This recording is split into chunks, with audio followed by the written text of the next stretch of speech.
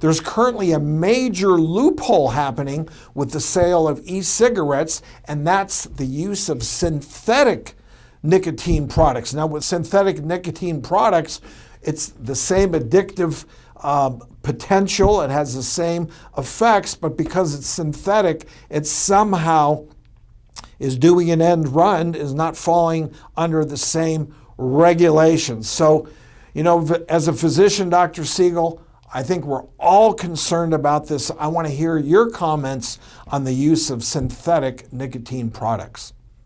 Well, I think this is a huge loophole that needs to be closed.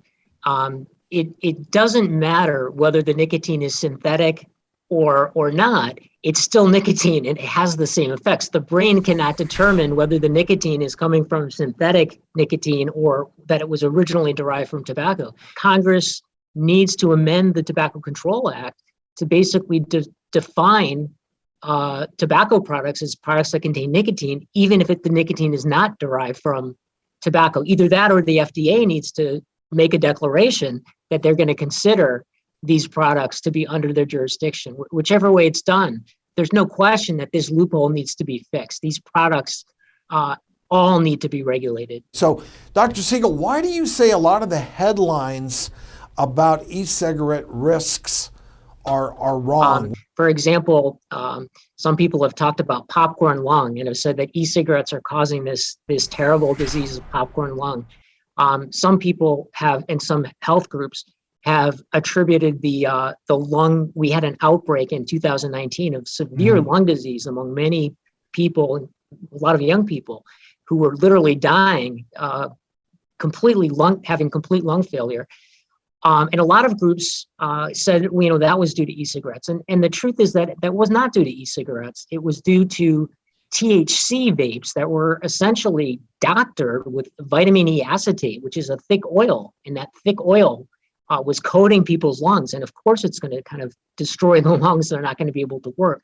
But that was a problem with THC vapes, not electronic cigarettes. So I think we just need to be honest with people. I think that when you start exaggerating the risks and you start claiming that these things are causing things that they don't, people lose trust. And finally, kids are too smart for this. When kids hear that, that e-cigarettes are as bad as cigarettes, that's one of the things that many groups have put out there. They laugh. They know that they completely discount the message because they know that's not true. When they see people light up cigarettes, they see their friends coughing and choking. When they see their friends use e-cigarettes, nothing happens. So Wait, I don't think. How could you say that, doctor? Respectfully, how could you say that? Talk about exaggeration. I mean, nothing happens. Nothing happens. Nothing happens visible. to the kids who That's are visible. No. You're misinterpreting me. I don't mean nothing happens. They may get addicted. But what I'm saying is there's nothing visible. They don't start coughing and choking.